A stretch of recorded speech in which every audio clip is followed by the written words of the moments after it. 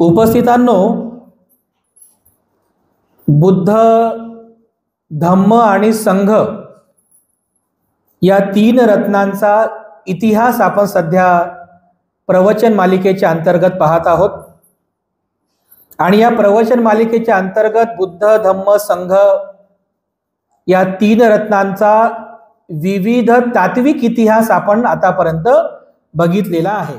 बुद्धाच्या धम्माला केवळ भारतातच नाही तर भारताच्या बाहेर एवढ्या मोठ्या प्रमाणामध्ये जो प्रचार आणि प्रसार करण्यात आला, या प्रचार आणि प्रसारामध्ये सर्वात महत्त्वाची भूमिका ज्यांनी बजावली तो म्हणजे तथागतांद्वारा स्थापित पूजनीय भिक्खू संघ। मागच्याच धम्मदेशनेमध्ये या भिक्खू संघाचाही इतिहास आपण जाणला की भिक्खू संघाची स्थापना का केली भगवान बुद्धांनी।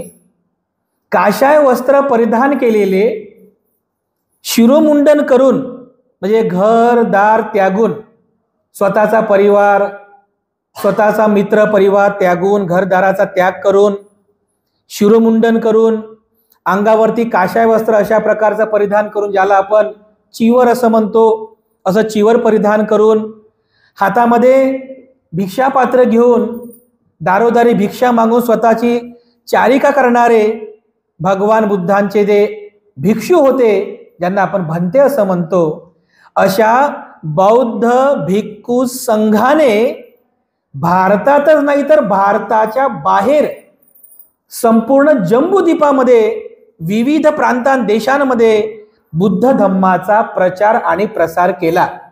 म्हणजे भगवान बुद्धांच्या महापरिनिर्वाणानंतर बुद्ध जरी हयात नसले, म्हणजे बुद्ध आपल्या व्यावहारिक भाषेमध्ये मरण पावले, मृत्यूला प्राप्त झाले, तर बुद्धाच्या महापरिनिर्वाणानंतरही बुद्धाचा धम्म तेवत ठेवण्याचं काम, बुद्धाचा धम्म प्रचार आणि प्रसारित करण्याचं काम जर कोणी केलं असेल तर बौद्ध भिक्खू संघाने केलेला आहे। बौद्ध भिक्खू संघ जो भगवान बुद्धांचं प्रतीक आहे, भगवान बुद्धाच्या ज्ञानाचं प्रतीक आहे। बुद्ध वेगळे आणि संघ वेगळा नाही आहे, बुद्ध वेगळे आणि संघ वेगळा नाही आहे, कारण बुद्ध सुद्धा संघामध्ये प्रतिष्ठित आहे। जसं आपण म्हणतो की परिवारामध्ये आई वडील मुलं बाळ सगळे येतात, त्याच्यामध्ये परिवाराचा जो पिता आहे तो पिता वेगळा आणि परिवार वेगळा असतो का? नाही। जरी त्या परिवाराची स्थापना पित्याने केलेली आहे पण पिता वेगळा आणि परिवार वेगळा असतो का? बिलकुल नाही। जसं एखादा समिती, त्याचा मेन अध्यक्ष असतो पण अध्यक्ष वेगळा आणि समिती वेगळी असं असते का? नाही। अगदी याप्रमाणे संघाची स्थापना भगवान बुद्धांनी केली, पण बुद्ध हे संघातून वेगळे नसतात, बुद्ध हे संघामध्ये प्रतिष्ठित असतात।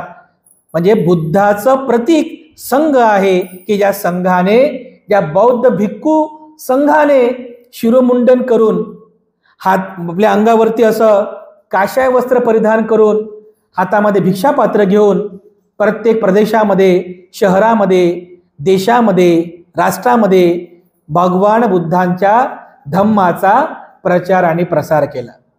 असं भिक्खू दिसला की लोक असे हात जोडत असतात बुद्धाच्या नंतर, कारण बुद्धाचं प्रतीकच आहे ना ते भिक्षू। म्हणजे चिवर दिसलं, असं शिरोमुंडन केलेलं, अंगावरती काशा वस्त्र आहे, अरे कोणी भिक्षू दिसला की लोक असे हात जोडायचे, कारण ते बुद्धाचं प्रतीक आहे।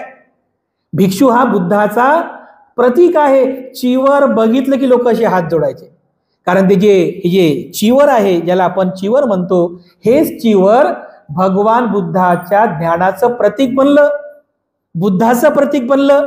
हे जे चिवर आहे, या चिवराला अरहंताची ध्वजा म्हणतात। अरहंताची ध्वजा, कारण अरहंताची ध्वजा यासाठी म्हणतात कारण चिवराशिवाय, म्हणजे चिवर घेतल्याशिवाय अर्थात प्रवज्जा केल्याशिवाय तो अनुयायी अरहंत होऊ शकत नाही।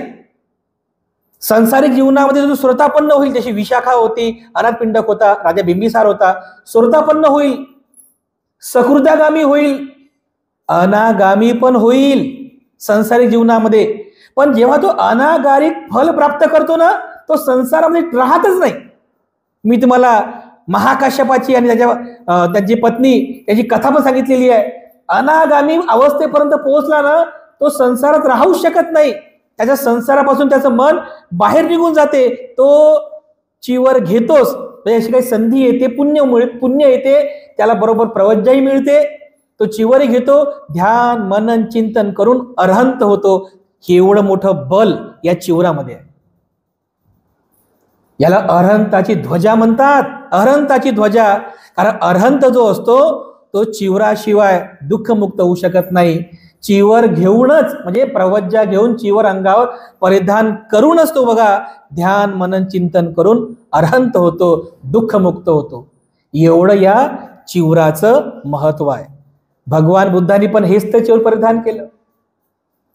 बुद्धाने गृहत्याग केल्यानंतर हेच चिवर अंगावरती परिधान केलेलं आहे, आणि हेच चिवर प्रतीक म्हणून भिक्षू लोकांनी अंगावर परिधान केला, आणि तेच प्रतीक अंगावर परिधान करून धम्माचा प्रचार आणि प्रसार केलेला आहे. तेव्हा भगवान बुद्धत्व प्राप्त करतात. बुद्ध गयेला तेव्हा पण बुद्धाच्या अंगावरती हेच चिवर होतं. असं पॅन्ट शर्ट नव्हतं, कोणती अंगावर घेतलेली शॉल नव्हती, चिवर होतं. हे अशा प्रकारचं चिवर, ज्याला आपण चिवर म्हणतो, काषाय वस्त्र म्हणतो, हे चिवर बुद्धानं परिधान केलं. तर बघा बरं चिवरात किती मोठं बल आहे. हेच चिवर परिधान करून भगवान बुद्धांनी 45 वर्षांपर्यंत धम्माचा प्रचार प्रसार केला. हे चिवर महत्वाचं आहे. बघा एवढं मोठं बल की ज्या चिवरामुळे सिद्धार्थ बुद्ध झाले, ज्या चिवरामुळे एक अनुयायी अरहंत होतो, एवढं मोठं बल या चिवरामध्ये आहे. बघा या चिवराचा पण एक साधंत इतिहास आहे. आजच्या धम्मदेशनेमध्ये आपण या चिवराचा इतिहास बघणार आहोत की हे चिवर तयार कसं झालं, हे चिवर तयार कसं झालं, या चिवराचं महत्व काय आहे, कधीपासून ही चिवर दान देण्याची परंपरा सुरू झाली.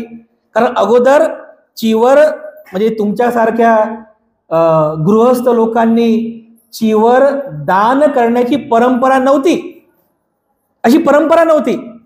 कारण असं साहित्यात सांगितलेलं आहे की बुद्धत्व प्राप्तीपासून तर 20 वर्षांपर्यंत, म्हणजे 35व्या वर्षी बुद्धत्व प्राप्त झालं, पुढे 20 वर्ष म्हणजे वयाच्या 45व्या वर्षापर्यंत, म्हणजे 20 वर्ष भगवान बुद्धांनी कोणत्या गृहस्थांकडून चिवर दान स्वीकार नव्हतं केलं. चिवर दान स्वीकार नव्हतं केलं 20 वर्षांपर्यंत. तोपर्यंत भगवान बुद्ध पांसुकुलिक प्रकारचं चिवर घालायचं. पांसुकुलिक एक चिवराचा तो प्रकार आहे, त्या चिवराचा प्रकार आहे. पांसुकुलिक प्रकारचं चिवर परिधान केलं 20 वर्षांपर्यंत. पांसुकुलिक म्हणजे काय? पांसुक म्हणजे फाटलेल्या चिंध्या, किंवा ज्या ढिगाऱ्यावर कचऱ्याच्या ठिकाणी जे लोक कपडे फेकतात, कपडे जे फेकतात त्याला पांसुक म्हणजे फाटलेले तुटलेले फेकून दिलेले त्याला पांसुक म्हणतात. कुलिक म्हणजे परिवार, म्हणजे कुल करणे, म्हणजे एका ठिकाणी करणे. म्हणजे काय झालं की कचऱ्याच्या ठिकाणी ढिगाऱ्यावरती फेकलेले जे काही कपडे असतात ते कपडे जमा करायचे, त्याला सुई धाग्याने असं शिवायचं, आणि शिवून ते ठिगरांचं बनलेला जो कपडा आहे त्या कपड्याला अंगावर परिधान करायचं. त्याला म्हणतात पांसुकुलिका चिवर. समजलं? आजही पांसुकुलिक चिवर धारण करणारे भंते जे आहेत ताडोबामध्ये राहतात ना, ज्ञानज्योती भंतेजी, बरोबर आहे, तुम्ही त्यांना बघितलं असेल कधी. पांसुकुलिक चिवर घालतात बघा. ते एक प्रकारचं धुतांग आहे. भिक्षू संघामध्ये काही भिक्षू असतात, ते धुतांगाचं पालन करत. 13 प्रकारचे धुतांग आहेत. खाण्याचं धुतांग, चिवराचं धुतांग, त्यानंतर राहण्याचं धुतांग, झोपायचं कसं त्याचं 13 प्रकारचे धुतांग आहेत. त्यापैकी एक धुतांग आहे चिवराचं, पांसुकुलिका धुतांग.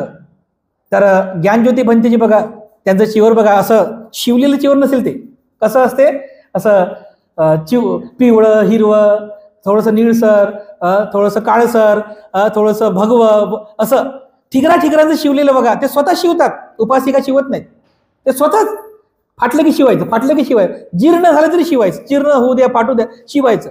त्याला म्हणतात पांसुकुलिका चिवर. ते एक चिवराचा प्रकार आहे, धुतांग आहे ते. तर भगवान बुद्धांनी 20 वर्षांपर्यंत, बुद्धत्वाच्या नंतर 20 वर्षांपर्यंत असं पांसुकुलिका प्रकारचं चिवर घातलेलं आहे बघा. पांसुकुलिका चिवर तोपर्यंत म्हणजे 20 वर्षापर्यंत चिवरदान देण्याची परंपरा नव्हती. तुम्ही ज्याला चिवरदान म्हणता ना, चिवरदान, ऍक्च्युली तुम्ही भंतेजीच्या अंगावर जे कपडे पाहता, हे वरचे जे कपडे वगैरे आहेत, याच्या बी कुणाला चिवर म्हणत नाही. या कोणत्याच कपड्याला चिवर म्हणत नाही. चिवर काय आहे? याचे विशिष्ट नावं आहेत. याच्यातल्या कोणत्याच कपड्याला चिवर म्हणत नाहीत. हे जे तुम्ही भंतेजीच्या अंगावर जे वरचा जो कपडा पाहता, याला चिवर नाही म्हणत, याला म्हणतात उत्तरासंग. काय म्हणतात? उत्तरासंग, चिवर नाही. या वरच्या कपड्याला म्हणतात उत्तरासंग. कारण त्या काळात परंपरा होती, ब्राह्मण वगैरे असं उजव्या खांद्यावर कपडा घ्यायचे, त्याला उत्तरासंग म्हणायचे. तर चिवराला सुद्धा नाव आहे उत्तरासंग. त्यानंतर आतमध्ये असं लुंगीसारखं जे वस्त्र घालतात भिक्षू लोक, त्याला आंतरवासक असं म्हणतात, आंतरवासक. आणि जे मोठे मोठे भिक्षू असतात ना, थेरो, महाथेरो वगैरे, तर बघा ते आपल्या असं उजव्या खांद्यावरती असं कपड्याची अशी दुपटी घडी करून करून असं कपडा ठेवतात बघा, इथं उजव्या खांद्यावर किंवा मग या खांद्यावर किंवा या खांद्यावरती कपडा ठेवतात. त्याला म्हणतात संघाटी. संघाटी हे 3च वस्त्र प्रमुख आहेत भिक्षूंकरिता. या 3ही वस्त्रांचं मिळून जे तयार होते सेट, त्याला म्हणतात चिवर. समजलं? त्याला काय म्हणतात? जसं तुम्ही नाही का लग्नाचा बस्ता घेता ना, तर लग्नाचा बस्ता म्हणजे काय? फक्त साडी चाली का त्याच्यात? हा फक्त पॅन्ट, नवरदेवाची टोपी चाली, पूर्ण येते ना सेट. तेव्हा तुम्ही त्यामध्ये आता हा बस्ता तयार झाला. बरोबर आहे की नाही? तर तसंच भिक्षूंचा पण बस्ता आहे हा. हो ना? जे परिधान करायचे कपडे आपले ते तुम्ही परिधान करता, लग्नातले कपडे, पण आमचा पण बस्ता आहे ना हा. आमचा बस्ता 3च कपड्यांचा आहे बस. आमचे कपडे 3च. कोणते कोणते? उत्तरासंग, आंतरवासक, संघाटी. मोठमोठे जेव्हा भिक्षू सांघिक जेव्हा कार्यक्रम असतात, तेव्हा सगळे जण संघाटी घेतात. पाठीमुखाच्या वेळेस संघाटी वगैरे येतात. आता वर्षावासा जेव्हा भिक्षू येतील, तर बघा तुम्ही संघाटी सगळ्याच्या अंगावरती असते. हे 3च कपडे असतात. या 3 कपड्यांचं मिळून जे सेट तयार होते, त्याला म्हणतात चिवर. समजलं? त्याला काय म्हणतात? त्याला चिवर म्हणतात. तर भगवान बुद्धांनी 20 वर्षांपर्यंत फक्त पांसुकुलिक प्रकारचं चिवर परिधान केलं होतं. पण 20व्या वर्षावासाच्या वेळेस जेव्हा भगवान बुद्ध राजगृहामध्ये त्या वेळूवनामध्ये विहार करीत असताना, त्या 20व्या वर्षात एक महत्वाची घटना घडली. त्या घटनेपासून मग भगवान बुद्धाने नियम काढला की भिक्षूंनो, मी अनुमती देतो की उपासक उपासिकांनी शिवलेलं, दान म्हणून शिवलेलं जे चिवर आहे, ते चिवर दान स्वरूप स्वीकार करण्याची. तेव्हा तो बुद्धाने नियम केला. तर ती घटना कोणती आहे? त्याचा एक चिवराचा इतिहास सांगितलेला आहे विनय पिटकामध्ये. विनय पिटकात महावग्ग नावाचा एक चॅप्टर आहे, त्याच्यामध्ये सांगितलेलं आहे जीवक चरित्रामध्ये. राजगृहापासून हा इतिहास सुरू झाला. तर जसं राजगृहाचा राजा बिंबिसार होता, तर त्या काळामध्ये वैशाली नगरी फेमस होती. कशामुळे? आम्रपालीमुळे. सगळ्या भारतातले लोक आम्रपालीला फक्त बघण्यासाठी जायचे की किती सुंदर आहे वैशाली नगरी. आणि त्याच्यामुळे मग आपोआपच लोक गेले की लोकांची संख्या वाढायची. लोक गेले की मग चहल पहल, सगळं बाजार वाढायचा, सगळं व्हायचं, व्यापार वाढायचा. कशामुळं? फक्त आम्रपालीमुळे. कारण तिला भेटण्यासाठी, तिला बघण्यासाठी, भेटण्यासाठी अमाप पैसा खर्च व्हायचा. तर राजगृहाचा असाच एक नगर निगम, म्हणजे एक प्रमुख, एक निगम माणूस वैशालीला गेला. वैशालीला जाऊन त्याने बघितलं की अरे बापरे, खूप चांगली वैशाली आहे, मस्त चहलपहल आहे, व्यापार सुरू आहे, लोक बाहेर देशातून लोक येतात जातात, सगळं सुरू आहे व्यवस्थित. कशामुळं? फक्त आम्रपालीमुळं. खुश झाला बिचारा आणि खुश होऊन परत तो राजगृहाला आला. आल्याबरोबर राजा बिंबिसाराला भेटला आणि राजा बिंबिसाराला म्हणे, महाराज, वैशालीमध्ये आम्रपाली आहे आणि त्या आम्रपालीमुळे, तिचं सौंदर्यामुळे सगळी वैशाली पूर्ण जम्बूद्वीपात चर्चेमध्ये आहे. दुरून दुरून लोक येतात. व्यापार सुरू झाला म्हणे, पैशांची देवाणघेवाण सुरू झाली. आपण जर आम्रपाली सारखीच एक गणिका आपल्या राजगृहामध्ये ठेवली तर कसं होईल? आपलं पण राजगृह प्रसिद्ध होईल, आपल्या पण राजगृहामध्ये लोक येतील, व्यापार सुरू होईल, आहे की नाही?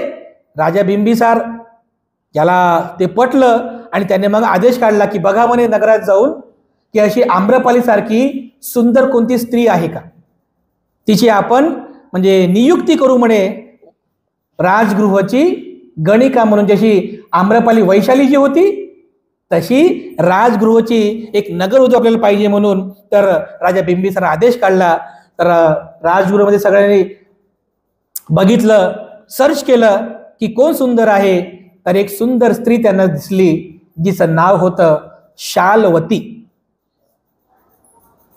शालवती अतिशय सुंदर होती आणि मग तिला राजा बिंबिसाराच्या महलामध्ये आणण्यात आलं. सर्वांच्या समक्ष तिची नियुक्ती झाली की जसं वैशालीची आम्रपाली तशी राजगृहाची शालवती. तिने पण होकार दिला. त्यावेळेस ती पद्धत होती, परंपरा होती, नगरवधू वगैरे मोठा सन्मान होता बघा त्यावेळेस. तिने पण होकार दिला आणि तेव्हापासून मग जशी वैशालीची आम्रपाली प्रसिद्ध होती तशी राजगृहाची ही शालवती सगळ्या जम्बूद्वीपामध्ये प्रसिद्ध झाली.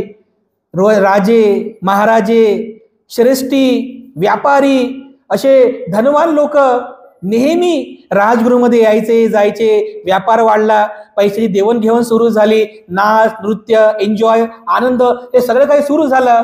पण अशा या प्रकारामुळं काय झालं की ती जी शालवती होती तिला गर्भ राहिला. 6 महिने झाले पण तिला समजलंच नाही की गर्भ राहिला म्हणून. तिचं पोट वाढलं. नंतर तिच्या लक्षात आलं की मला अरे गर्भ राहिला. अरे जर राजगृहामध्ये समजलं की शालवतीला गर्भ राहिला तर लोक आता माझ्याकडे येणार नाही. कारण मनुष्याला म्हणजे गर्भवती स्त्री पासून ते लांब राहतात, ते लोक माझ्याजवळ येणार नाही आणि त्यामुळे लोकांचं येणं कमी होईल. तर असे लोकांना समजू नये की शालवती गर्भवती आहे म्हणून.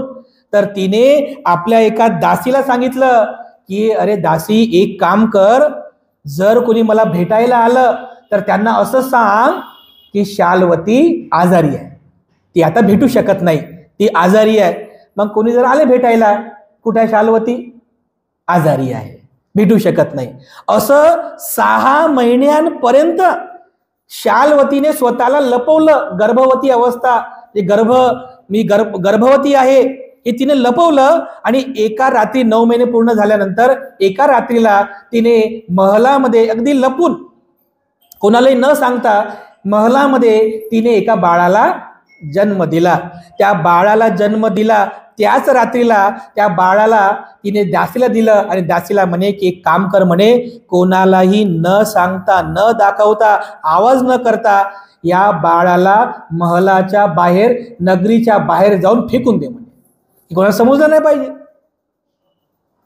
तर त्या दासीने एका टोपलीत, ज्याच्यात कचरा फेकतात त्या टोपलीमध्ये त्या बाळाला ठेवलं. अगदी नवजात बाळ त्याला ठेवलं. त्याच्यावरती कचरा थोडासा ठेवला की लोकांना ओळखू येऊ नये म्हणून. आणि तेवढ्याच रात्रीला ती टोपलं घेऊन गेली नगराच्या बाहेर आणि जिथे लोक कचरा फेकतात त्या ठिकाणी त्या बाळाला त्या टोपल्यामध्ये तो टोपलं जसा तसा तिथे ठेवून दिला. आणि ते बाळ, सकाळ झाली, जसं जसं ऊन वाढलं, गरमी वाढली, ते बाळ रडू लागलं. आणि रडताना अनेक लोक तिथे जमले की अरे काय झालं, कोणाचं बाळ आहे, कोणाचं बाळ आहे, कोणी इथे आणून ठेवलं, अरे कोण आहे नवजात बाळ, कोण आणून ठेवलं. ते सगळे लोक त्या ठिकाणी जमा झाली. आणि तेवढ्यातच काय झालं की राजा बिंबिसाराचा एक पुत्र, एक तर अजातशत्रू होता, दुसरा आणखी एक पुत्र होता अभय कुमार.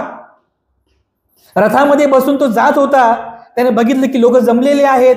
त्याने सारथ्याला म्हटलं की जा बघून काय त्या ठिकाणी झालेलं आहे. तर तो सारथी गेला तर तो पाहतो की त्या टोपल्यामध्ये, त्या कचऱ्याच्या ढिगाऱ्यावर ते बाळ आहे आणि आजूबाजूला कावळे त्याला खाण्यासाठी तयारच आहेत. त्या कावळे खाण्यासाठी मांसाचा तुकडा म्हणून खाण्यासाठी तयारच आहेत. ते बाळ रडत आहे. तर त्याने सांगितलं की महाराज, त्या कचऱ्याच्या ढिगाऱ्यावर एक शिशु आहे, एक नवजात बाळ आहे आणि कावळे त्याच्यावर टपून बसलेले आहे. ती कधी तो मरणार, कधी ते त्याला डंख मारतील. तर तो अभय कुमार म्हणाला की अरे सारथी, तो जिवंत आहे का? म्हणजे तो जिवंत आहे का, मरण पावला? तर सारथी म्हणाला की महाराज, तो जिवंत आहे, तो अजूनही जिवंत, अजून मृत झालेला नाही, जिवंत आहे, जा म्हणे त्याला घेऊन ये. तो सारथी त्या बाळाला उचलतो आणि अभय राजकुमाराकडे घेऊन येतो. तर तो ढिगाऱ्यावर सापडला म्हणून आणि जिवंत आहे म्हणून तेव्हाच त्याचं नाव पडते जीवक, की हा जिवंत आहे, जिवंत सापडला म्हणून त्याचं नाव पडलं जीवक. आणि मग त्या बाळाचं जीवक नाव पडलं. त्या बाळाला घेऊन तो अभय राजकुमार पुन्हा महलामध्ये आला. महलामध्ये आल्यानंतर त्याची शुश्रूषा केली, त्याची सेवा शुश्रूषा केली. त्याला म्हणजे जे काही आवश्यक आहे बालपणामध्ये त्या सगळ्या गोष्टी त्याला पुरवल्या. एक बाप म्हणून अभय राजकुमारानं म्हणजे त्याच्या सगळ्या इच्छा पूर्ण केल्या, त्याला मोठं केलं, लहानाचं मोठं केलं. परंतु जेव्हा हा समजदार झाला, म्हणजे समजूतदार झाला, तर त्याने एकदा अभय राजकुमाराला विचारलं की माझी आई कोण आहे, माझे पिता कोण आहेत? तर अभय राजकुमार म्हणाले की अरे बाळा जीवका, म्हणजे एका कचऱ्याच्या ढिगाऱ्यावर तू मला सापडला होता. तुझी माता आणि पिता कोण आहे हे माहिती नाही आहे, पण लहानपणापासून मीच तुझं पालन पोषण केलं, त्याच्यामुळे मीच तुझा पिता आहे, मीच तुझा पिता आहे. तर जीवकाला फार वाईट वाटलं. अरे मी तर अनाथ आहे म्हणे, एका कचऱ्याच्या ढिगाऱ्यावरती सापडलो म्हणे, मी अनाथ आहे आणि त्यामुळे ह्या अभय राजकुमाराचे माझ्यावरती उपकार आहेत. परंतु असं बसून खाणं हे चांगलं नाही, बसून खाणं, आयतं खाणं हे चांगलं नाही. काहीतरी शिकलं पाहिजे, आपण काहीतरी मेहनत केली पाहिजे, पैसा कमवला पाहिजे, असं बरोबर नाही. म्हणून त्याने अभय राजकुमाराला हात जोडले, अभिवादन केलं आणि म्हणे की मला काहीतरी शिल्प शिकायचं आहे, काहीतरी कला शिकायची आहे, की जेणेकरून मी सुद्धा पैसा कमवेन, मी सुद्धा माझ्या मेहनतीने माझं पोट भरेल. तर अभय राजकुमाराकडून त्याने परवानगी घेऊन हा जो जीवक आहे, हा जीवक पाटलीपुत्र म्हणजे आपल्या राजगृहावरून तो सरळ निघाला. त्यावेळेस प्रसिद्ध विद्यापीठ होतं तक्षशिला, आज पाकिस्तानमध्ये आहे. आजचं जे पाकिस्तान आहे त्या पाकिस्तानामध्ये आहे तक्षशिला, जुनं विद्यापीठ आहे बघा. तिथे गुरुकुल पद्धत होती. तर हा परवानगी घेऊन तक्षशिलाला गेला आणि त्या ठिकाणी त्याने 7 वर्षांपर्यंत आयुर्वेदाचं ज्ञान घेतलं. आयुर्वेद 7 वर्षांपर्यंत, जडीबुटी, आयुर्वेद, होमिओपॅथी वगैरे हे सगळं जे ज्ञान आहे वैद्याचं, हे सगळं वैद्य कौशल्याचं ज्ञान त्याने घेतलं. 7 वर्षे झाले. त्याला वाटलं की इतकं 7 वर्षापर्यंत मी ज्ञान घेत आहो, हे संपणार कधी? माझा सिलेबस, माझी परीक्षा कधी होईल, माझा सिलेबस कधी संपेल, का शिकतच राहायचं? तर एकदा त्याने आपल्या गुरुला विचारलं की गुरु म्हणे माझं शिक्षण पूर्ण झालं की नाही? तर त्याचे गुरु म्हणतात की अरे जीव एक काम कर, तू 7 मैल अंतर पूर्वेला जा, पश्चिमेला जा, 7 मैल उत्तरेला, दक्षिणेला जा, 7 मैल चारही दिशेने जा, 7 मैलापर्यंत, आणि जंगलातून अशी मला जडीबुटी घेऊन ये, वनस्पती घेऊन ये की जी वनस्पती माणसाच्या काहीच कामाची नाही, बिनकामाची आहे, अशी एक वनस्पती घेऊन ये. तो 7 मैल पूर्व, 7 मैल पश्चिम, 7 मैल उत्तर, 7 मैल दक्षिण, पूर्ण चारही बाजूनं 7 मैलपर्यंत फिरून आला. गुरुकडे येतो आणि म्हणतो, गुरुवर्य मला क्षमा करा म्हणे, तुम्ही म्हटले होते की जी माणसाच्या काहीच कामाची नाही अशी वनस्पती घेऊन ये, पण मी 7 मैल 4 दिशेने फिरून आलो, पण माणसाच्या कामाची नाही अशी एकही वनस्पती मला सापडली नाही म्हणे. प्रत्येक वनस्पती माणसाच्या कामाची आहे, प्रत्येक वनस्पती. तेव्हा तो गुरु म्हणाला की जीवका, तुझं शिक्षण पूर्ण झालं म्हणे.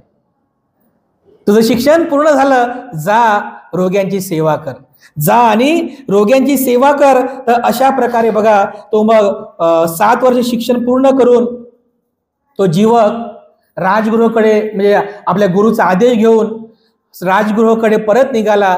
पण परत येता येता तो साकेत नगरीला आला. साकेत म्हणजे आजचं अयोध्या, उत्तर प्रदेश मधलं अयोध्या. साकेत नगरीमध्ये आला. त्याला वाटलं ही मोठी नगरी आहे, त्या मोठ्या नगरीमध्ये आपल्याला कोणीतरी एखादा कोणी आजारी व्यक्ती असेल की जेणेकरून त्याचा आपण आजार दूर करू, तर 2 पैसे आपल्याला मिळतील. ते 2 पैसे मिळतील तर आपलं भलं होईल.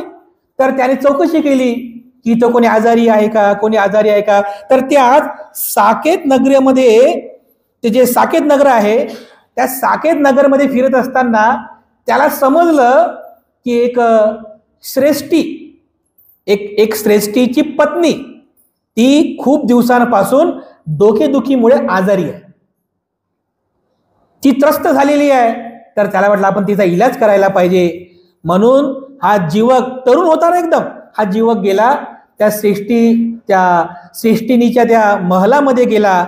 आणि मग ती दासी होती दरवाजावर, तिने विचारलं की काय आहे. ते म्हणे मी, माझं नाव जीवक आहे आणि मी तुमची जी श्रेष्ठीनी जी आहे तिचं मी इलाज करणार आहे. तर ही गेली दासी त्या श्रेष्ठीला म्हणाली की महाराणी म्हणे एक वैद्य आलेला आहे म्हणे दारावरती, आणि तो म्हणतो म्हणे की मी तुमचा सगळा डोकेदुखीचा इलाज करेल. तर ती म्हणाली, आतापर्यंत म्हणे अनेक वैद्य येऊन गेले की ज्यांनी माझा इलाज केला, पण की मला माझा डोकेदुखी काही थांबली नाही, हा काय माझा इलाज करणार आहे. अरे दासी, तो वृद्ध आहे का तरुण आहे म्हणे. ती म्हणाली, महाराणी म्हणे तो तर तरुण आहे म्हणे, तो वृद्ध नाही, तरुण आहे म्हणे. अरे म्हणे आता याच्यापेक्षा पण वृद्ध डॉक्टरांनी माझा इलाज केला, वृद्ध झालेले अनुभवी, तर माझी डोकेदुखी काय थांबली नाही. हा तर काल परवाचा तरुण आहे, हा काय माझा इलाज करणार आहे. पण ठीक आहे, त्याला सांग म्हणे. ठीक आहे, म्हणजे त्याला सांग. तर मग तिचं म्हणणं ऐकून मग ती जी आहे ती गेली त्या जीवकाला म्हणाली की ठीक आहे म्हणे, आमची महाराणी जी आहे ती तयार झाली. तर त्यावेळेस जीवकाने पहिला इलाज केला, पहिला इलाज केला त्या श्रेष्ठीनीचा, तिच्या डोकेदुखीवरती इलाज केला. पण डोकेदुखी कशी होती, तर त्याने इलाज असं म्हणजे सांगितलेलं, डोकेदुखी कशी त्याने पूर्ण म्हणजे बरी केली. तिला असं झोपवलं, माने खालची उशी काढली आणि तिची मान एकदम अशी मागे गेली, म्हणजे एकदम मागे गेली, म्हणजे असं एकदम तिचं सरळ झालं. तर त्याने काय केलं जीवकाने, की तुपामध्ये काही विशिष्ट औषधी मिक्स केल्या, त्याला थोडं हलकं गरम केलं आणि थंड झाल्यानंतर ते जे तूप आहे, औषधी मिश्रित तूप जे आहे, ते तूप तिच्या असं नाकामध्ये टाकलं. ते तूप नाकामध्ये गेलं, नाकात जाऊन ते तोंडामध्ये आलं, आणि तोंडात आल्यानंतर त्याला गिळायचं नाही म्हणून जीवक म्हणाला की त्याला थुका म्हणे, त्याला गिळू नका. नाकात गेलेलं तूप तोंडात आलं आणि एका वाटीमध्ये ते तूप तिने सगळं थुकलं. ते सगळं तूप तिने त्या वाटीमध्ये जमा केलं.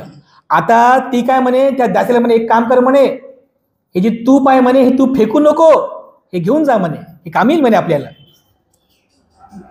त्या जीवकाला वाटलं ही बाई लईच कंजूस दिसते, ही बाई लईच कंजूस दिसते. हे थुकलेलं तूप मध्ये सांभाळून ठेव, कामी येईल. हे इलाज झाल्यानंतर मला पैसे देईल की नाही काय माहित. तर तिला समजलं. ती म्हणे, वैद्य म्हणे तुम्ही असं समजू नका म्हणे की मी तुम्हाला पैसे देणार नाही. हे जे तूप आहे म्हणे, हे तूप जरी खाण्यापिण्याची कामी येणार नाही, पण हे जे सेवक लोक असतात त्यांच्या पायाची मालिश करायला कामी येईल म्हणे, किंवा महलातले दिवे लावायला तरी कामी येईल म्हणे. त्यासाठी मी दासीला म्हटले की ते तूप सांभाळून ठेव. म्हणा ठीक आहे म्हणे, मग तू माझे पैसे मला मिळणार आहेत. तर अशा प्रकारे बघा, त्याने तिला त्याच्या नाकामध्ये तूप टाकलं, तिचा इलाज अर्धा बरा झाला. त्यानंतर त्याच तुपाने तिच्या डोक्याची त्याने मालिश केली आणि एका हप्त्यात, एका आठवड्यामध्ये तिचा तो डोकेदुखीचा आजार एकदम बरा झाला. ही पहिली सर्जरी केली बघा, पहिली सर्जरी, पहिलं ऑपरेशन केलं त्या जीवकानं. आणि तिने म्हणजे ती जी साकेत नगरीतली जी श्रेष्ठीनी होती, तिने आनंदाने म्हणजे खुश होऊन 16,000 मुद्रा, सुवर्ण मुद्रा त्या जीवकाला दिल्या.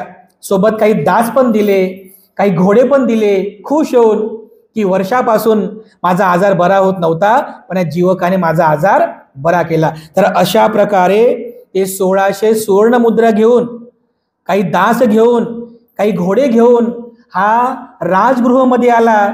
तर राजगृहामध्ये आल्यानंतर राजा अभय कुमाराला भेटला.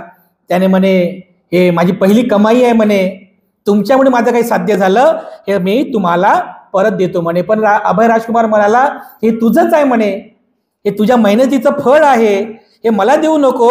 एक काम कर म्हणे, आपल्याच नगरीमध्ये तू तुझी वैद्यशाळा सुरू कर आणि रोग्यांची सेवा कर, इथे असणाऱ्या आजार लोकांना आजारातून मुक्त कर. तर असं म्हणतात की त्याने त्या राजगृहामध्ये गुरुधकुट पर्वताच्या पायथ्याशी स्वतःची वैद्यशाळा सुरू केली. त्या 1600 सुवर्ण मुद्रा खर्च करून वैद्यशाळा सुरू केली. तर या जीवकानेच राजा बिंबिसाराचा पण भगंदराचा आजार होता राजा बिंबिसाराला. तर बिंबिसाराचा पण त्याने इलाज केला. आणि त्या बिंबिसार राजाचा सुद्धा तो जो भगंदर आजार होता तो आजार बरा केला. तर अशा प्रकारे त्याने रोग्यांना रोगमुक्त करण्याचा म्हणजे त्याने वैद्यशाळा सुरू केली. आणि असंच आणखीन एक उदाहरण सांगितलेलं आहे की त्याने कशा कशा प्रकारे केली. असंच त्या म्हणजे राजगृहामध्ये एक श्रेष्ठी राहत होता. त्या श्रेष्ठीला पण अशाच डोकेदुखीचा आजार होता. तर या श्रेष्ठीच्या डोकेदुखीचा आजार सुद्धा या जीवकानेच बरा केला, या जीवकाने बरा केला. तर असं म्हटलेलं आहे, त्याची जी डोकेदुखी होती, तो जीवक म्हणे, ठीक आहे म्हणे, मी तुझी डोकेदुखी बरी करतो, पण एक तुला काम करावं लागेल म्हणे, की तुला 7 वर्षांपर्यंत असं एका बाजूने तुला झोपावं लागणार आहे म्हणे. 7 वर्षांपर्यंत एका बाजूने तुला झोपावं लागेल. त्यानंतर पुन्हा 7 वर्षांपर्यंत तुला या डाव्या कुशीवरती झोपावं लागेल. त्याच्यानंतर पुन्हा 7 वर्षांपर्यंत असं पाठीवर असं राहून झोपावं लागेल. तेव्हाच तुझं हा डोकेदुखीचा आजार बरा होईल म्हणे. आता हा श्रेष्ठी जो होता राजगृहाचा, हा त्या डोकेदुखीचा आजारामुळे त्रासून गेला होता. म्हणे ठीक आहे, 7 वर्षांपर्यंत राहायचं म्हणे, राहतो म्हणे, पण माझा हा आजार तू बरा करून दे म्हणे. तर जीवकाने काही विशिष्ट औषधी वगैरे, त्याचा पाला पाचोळा, त्या सगळ्या औषधी वगैरे जो आहे तो सगळा जमा केला. त्याला असं झोपवल्यानंतर असं म्हणतात की त्याने या डोक्याचा हा जो वरचा भाग आहे, हा वरच्या भागाचा ही जी कवटी आहे, ही कवटी त्याने काढली. म्हणजे एका विशिष्ट पद्धतीने, म्हणजे तो मेला नाही, ह्याने हा वरचा कवटीचा भाग काढला, बाहेर काढला. आणि त्याच्या मेंदूमध्ये 2 किडे होते, एक छोटा किडा होता, एक मोठा किडा होता, वळवळ करत होते. त्याच्यामुळे त्याचं डोकं दुखत होतं. त्याने सर्जरी केली, ते दोन्हीही किडे त्याने बाहेर काढले आणि विशिष्ट औषध लावून नंतर विशिष्ट पद्धतीने ही जी कवटी असते, वरचा भाग, हा वरचा भाग त्याने शिवला, त्याला व्यवस्थित त्याने ते औषधी वगैरे लावल्या. आणि मग म्हणे, आता म्हणे महाराज म्हणे, तुम्ही 7 वर्षांपर्यंत म्हणे असंच झोपा म्हणे उजव्या कुशीवरती. मग तो उजव्या कुशीवरती झोपायला तयार झाला. उजव्या कुशीवर झोपला. 1 दिवस झाला, 2 दिवस झाला, 3 दिवस झाले. किती दिवस झोपणार? एक उजव्या कुशीवर झोपू शकत नाही ना. 7 दिवस झाले. म्हणे, अरे जीवका म्हणे, आता मात्र म्हणे बस झालं म्हणे, आता मी जास्त काय झोपू शकत नाही. ठीक आहे महाराज म्हणे, काही काळजी करू नका, आता ठीक आहे म्हणे, असं जमत नाही ना, तर डाव्या कुशीवरती 7 वर्ष झोपता का म्हणे. हो म्हणे. मग डाव्या कुशीवरती झोपला म्हणे. 1 दिवस, 2 दिवस, 3 दिवस असं करता करता 7 दिवस झाले. मग त्याला कंटाळा आला. अरे जीवक म्हणे, 7 वर्ष पण मी म्हणे राहू शकत नाही म्हणे असं एका कुशीवरती. बरं ठीक आहे म्हणे, तुम्ही काम करा म्हणे, आता 7 वर्षापर्यंत असं पाठीवर झोपून राहा म्हणे. बरं ठीक आहे. मग असं झोपला. 1 दिवस, 2 दिवस, 3 दिवस, 7 दिवस झाले. पुन्हा कंटाळा आला. अरे जीवका म्हणे, मी काय म्हणे 7 वर्ष असं झोपून राहू शकत नाही म्हणे, उठतो म्हणे मी आता. महाराज म्हणे उठा म्हणे, काही काळजी करू नका, तुम्ही आता बरे झाले म्हणे, तुमची डोकेदुखी कायमची बरी झाली म्हणे. अरे हा आनंदी झाला. तू तर म्हणत होता म्हणे की 7 वर्षांपर्यंत राहायचं म्हणे, असं इकडे उजव्या कुशीवर 7 वर्ष, डाव्या कुशीवर 7 वर्ष आणि असं 7 वर्ष, पण मी कसं काय बरं झालो म्हणे. महाराज म्हणे मला माहित होतं म्हणे की तुम्ही 7च दिवस जाऊ शकता म्हणे असं, पण मी जर तुम्हाला 7 दिवस म्हटलं असतं ना म्हणे, तर तुम्ही 7 तास पण झोपू शकले नसते म्हणे. मी 7 वर्ष म्हटलं म्हणून तुम्ही 7 दिवस झोपू शकले, अशी आयडिया केली म्हणे मी. म्हणून 7 वर्ष म्हणून तुम्ही 7 दिवस डाव्या कुशीवर झोपले, 7 वर्ष म्हणून 7 दिवस तुम्ही उजव्या कुशीवर झोपले, आणि 7 वर्ष म्हणून 7 दिवस तुम्ही असे पाठीमध्ये झोपले. तेव्हा जाऊन 3च आठवड्यांमध्ये तुमचा हा डोकेदुखीचा जो आजार आहे, हा आजार तुमचा बरा झाला म्हणे. तोही लय खुश झाला, आनंदी झाला. मग काशार पण दिले, अमकं ढमकं सगळं सगळं दिलं बघा. अशा प्रकारे भारतातली पहिली सर्जरी करणारा हा डॉक्टर, बुद्ध काळातला डॉक्टर हा जीवक झाला. आणखीन एक उदाहरण सांगितलेलं आहे.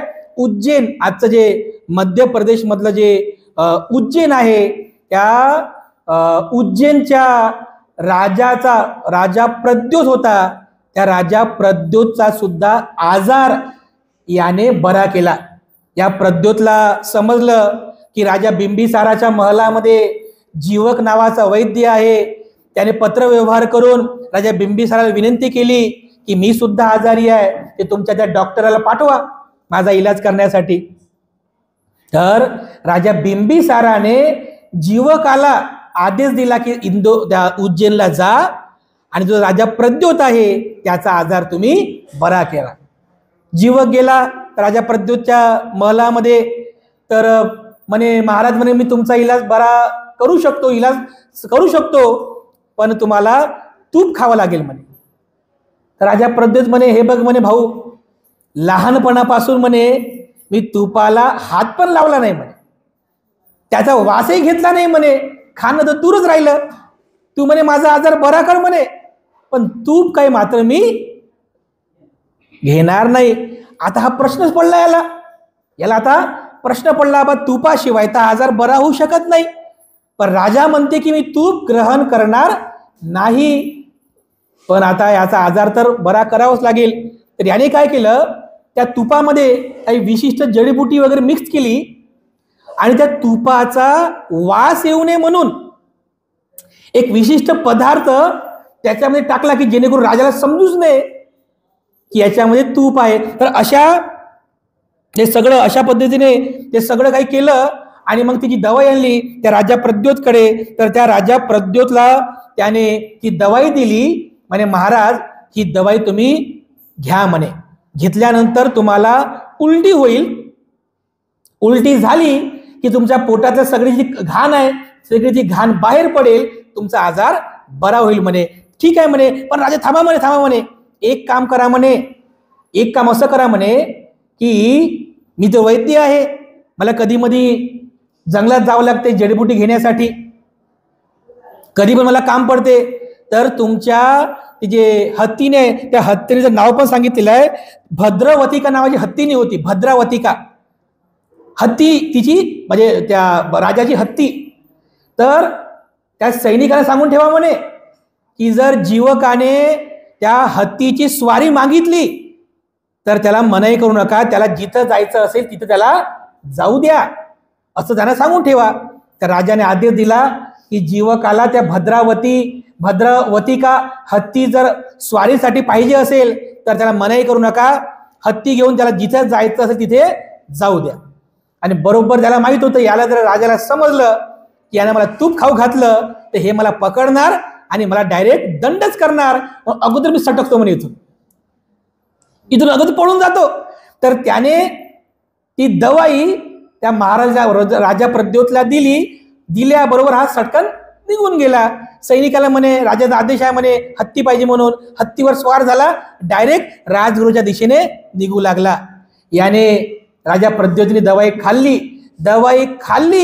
खाल्ल्याबरोबर काही वेळेतच त्याला मळमळ होऊ लागलं आणि मळमळ होता होता त्याने उलटीच केली बघा, सगळी पोटातली घाण बाहेर काढली. आता घाण बाहेर निघाली की वास येतो ना, त्याला तुपाचा वास आला, त्याचं नाक तीक्ष्ण होतं, त्याला तुपाचा वास आला. आणि मग त्याला समजलं की अरे या जीवकाने आपलं तूप खाऊ घातलं, अरे पकडा म्हणजे त्या जीवकाला, त्या जीवकाला पकडून आणा म्हणे. परंतु नंतर त्याला समजलं की अरे माझा आजार तर बरा झाला, माझं पोट एकदम एकदम चांगलं झालं, म्हणजे माझं सगळं काही बरं झालं.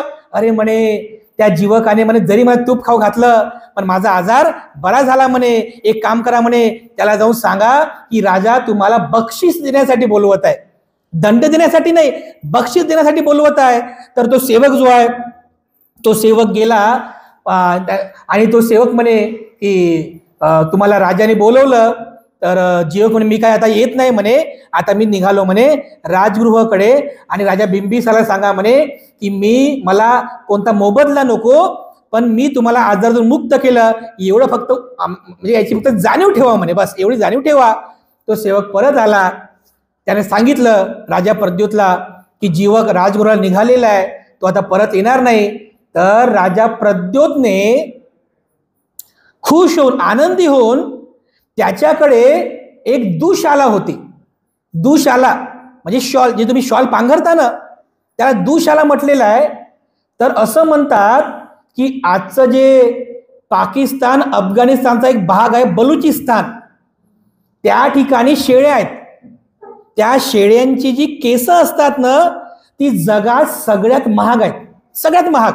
तुम्ही कधीतरी एखाद्या व्हिडिओमध्ये वगैरे बघितलं असेल, तिथल्या शेळ्या असतात बघा, त्या शेळ्यांच्या अंगावर जी केस असतात त्या केसांपासून जी शॉल बनवतात त्याला पश्मिना शॉल म्हणतात. पश्मिना ती काश्मीरला मिळते बघा, फक्त काश्मीरमध्ये मिळते, भारतात कुठेच मिळत नाही, सगळ्यात महाग आहे ती शॉल.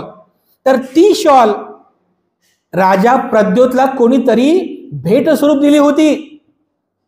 तर राजा प्रद्योतने ती शॉल त्या सेनापतीकडे दिली आणि जा म्हणे माझ्याकडून त्याला हे बक्षीस स्वरूप त्या जीवकाला ही दुशाला दे. तो सेनापती ती दुशाला घेऊन जीवकाकडे गेला आणि जीवकाकडे जाऊन त्याने ती दुशाला दिली आणि म्हणे की जीवका म्हणे राजा प्रद्योतने आनंदी होऊन ही दुशाला तुला भेट दिलेली आहे, याचा तू स्वीकार कर. तेव्हा जीवकाने ती दुशाला स्वीकार केली आणि दुशाला घेऊनच त्या हत्तीवर स्वार होऊन तो राजगृहाकडे येऊ लागला. येता येता त्याच्या डोक्यामध्ये असा विचार आला की अरे म्हणे ही दुशाला ही फार महागडी आहे, ही दुशाला खूप महागडी आहे आणि ही दुशाला मी परिधान करू शकत नाही. ही दुशाला परिधान करण्याची पात्रता फक्त राजा बिंबिसार आणि फक्त भगवान बुद्धांमध्येच आहे. हे दोनच लोक असे आहेत की ही दुशाला परिधान करू शकतात, दुसरं कोणीच परिधान करू शकत नाही. आणि मग पुन्हा विचार करतो की राजा बिंबिसार तर राजा आहे, तो राजा आहे, त्याच्याकडे काही कमी नाही आहे. मी जर त्याला दिलं तर फक्त माझं कर्तव्य होईल, पुण्य होणार नाही. मी जर ही दुशाला भगवान बुद्धांना दिली तर किती बरं होईल, माझं पुण्य सुद्धा होईल आणि माझं दान पण होईल. तर ती दुशाला घेऊन तसाच तो राजगृहामध्ये आला. जेव्हा तो राजगृहामध्ये आला तर तो वेळूवनामध्ये गेला तर तो बघतो की भगवान बुद्ध जे आहेत ते सुद्धा आजारी आहेत. भगवान बुद्धांना सुद्धा म्हणजे आजार झाला होता, जुलाब म्हणजे जुलाबचा आजार झाला होता, पोट खराब झालं होतं, आजार झाला. तर त्याने आठवड्याभरपर्यंत अगोदर आनंद भंतेजीला सांगून भगवान बुद्धांचा आजार बरा केला. त्याने काही विशिष्ट औषधी उपचार केले आणि आनंद भंतेजीला विशिष्ट प्रकारचं ते दवाई दिली आणि म्हणे की भगवान बुद्धांना एक खाऊ घाला विशिष्ट वेळेमध्ये. तर भगवान बुद्धाला ती औषधी दिली, भगवान बुद्धांना उलट्या झाल्या आणि उलट्या झाल्यामुळे भगवान बुद्धाच्या पोटातील सगळी घाण बाहेर निघाली. भगवान बुद्धांचं पोट एकदम स्वच्छ झालं आणि भगवान बुद्ध त्या आजारातून मुक्त झाले. आणि जेव्हा भगवान बुद्ध आजारातून मुक्त झाले मग हा जीवक ती दुशाला घेऊन वेळूवनामध्ये गेला, भगवान बुद्धांच्या जवळ गेला, अभिवादन करून भगवान बुद्धांना म्हणाला की भगवान मला तुमच्याकडून 2 वर पाहिजे. वर समजते ना, वर म्हणजे वरदान, बक्षीस वगैरे देतात त्याला वर म्हणतात. तर हा म्हणतो की भगवान मला 2 वर पाहिजे. तर भगवान म्हणाले की अरे जीवका, तथागत तर असं कुणाला वर देत नाहीत. कोणते वर आहेत तुझे?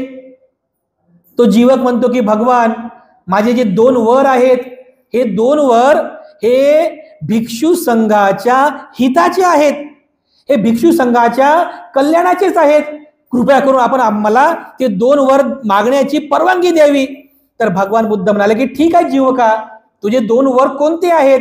तर मग तो जीवक भगवान बुद्धांना हे 2 वर मागतो. तो म्हणतो की भगवान माझं पुण्य व्हावं यासाठी ही जी दुशाला मी आणलेली आहे, जी राजा प्रद्योतने मला दिली, ही दुशाला दान स्वरूप तुम्ही स्वीकार करावं. हे माझं पहिलं वर आहे म्हणे. भगवान बुद्ध म्हणाले ठीक आहे, कारण भगवान बुद्धाला माहित होतं ना की हा जीवक वैद्य आहे, याने मला आजारातून बरं केलं, फार पुण्यवान आहे हा. तर त्याच्या पुण्यासाठी भगवान बुद्धाने ती दुशाला म्हणजे जे चिवर, ते दुशाला दान स्वरूप स्वीकार केलं. आणि पुन्हा म्हणाला की भगवान माझा माझे जे दुसरा वर आहे ते म्हणजे की आपण भिक्षू संघाला चिवर दान स्वीकार करण्याची अनुमती पण द्यावी, की जेणेकरून माझं जसं पुण्य झालं तसं तुमच्या या सर्व उपासक उपासिकांचं सुद्धा दानाचं पुण्य व्हावं यासाठी. तेव्हा भगवान बुद्ध त्या सगळ्या भिक्षू संघाला एका ठिकाणी जमा करतात आणि भिक्षू संघाला एका ठिकाणी जमा करून उपदेश करतात की भिक्षूंनो, मी अनुमती देत आहे गृहस्थांकडून चिवर दान स्वीकार करण्याची. आणि मग तेव्हापासून भगवान बुद्धांनी ते चिवराचा जो काही नियम आहे तो नियम त्यांनी त्या ठिकाणी तयार केला. आणि मग राजगृहामध्ये ही बातमी पसरली की गृहस्थांनी शिवलेलं चिवर दान म्हणून स्वीकार करण्याची अनुमती भगवान बुद्धांनी भिक्षू संघाला दिलेली आहे. आणि मग तेव्हापासून चिवर दान स्वीकार करण्याची परंपरा सुरू झाली. तर पुढच्याच याच्यामध्ये सांगितलेलं आहे त्या चॅप्टरमध्ये की जेव्हा लोकांना समजलं की चिवरदान आता सुरू झालेलं आहे, तर लोकांनी म्हणजे हजारोच्या संख्येने चिवर तयार केलं. हजारोच्या संख्येने एक भिक्षूकडे 10 चिवर, 20 चिवर, 50 चिवर होऊ लागले. तर भगवान बुद्धांना जेव्हा समजलं की हजारोच्या संख्येने शेकडोच्या संख्येने चिवर तयार होत आहे आणि भिक्षूंकडे शेकडोच्या संख्येने चिवर जमा होत आहे, पुन्हा नियम तयार केला, भिक्षूंनो केवळ 3 चिवर स्वीकार करण्याची अनुमती मी तुम्हाला देत आहे. मग तेव्हापासून केवळ 3 चिवर स्वीकार करण्याचा नियम तयार झाला. आणि मग पुन्हा चिवराबद्दलचे छोटे मोठे नियम, हे चिवर कसं तयार झालं, कशा पद्धतीने तयार झालं, हे सगळ्या काही ज्या गोष्टी आहेत ते हळूहळू नियम तयार होत गेले. आणि चिवराच्या संदर्भातील हे जे सगळे नियम आहेत हे नियम तयार झाले. या चिवराचा इतिहास आणि चिवर संदर्भातील जे काही नियम आहेत हे सगळे नियम विनय पिटकातील महावग्गामध्ये जीवक चरित्रामध्ये सांगितलेले आहेत. तर तुम्ही सुद्धा तो ग्रंथ वाचू शकता आणि या चिवराचा जो इतिहास आहे तो इतिहास तुम्ही वाचू शकता.